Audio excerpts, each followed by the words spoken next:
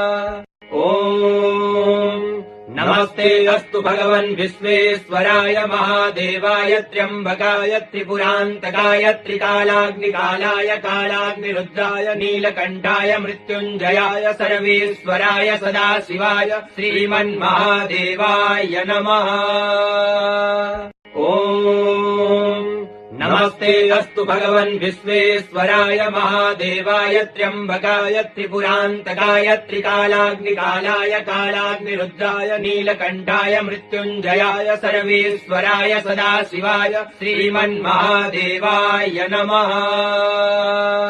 ॐ नमस्ते अस्तु भगवन् विश्वेश्वराय महादेवाय त्र्यम्बकाय त्रिपुरान्तकाय त्रिकालाग्निकालाय कालाग्निरुद्राय नीलकण्ठाय मृत्युञ्जयाय सर्वेश्वराय सदाशिवाय श्रीमन्महादेवाय नमः।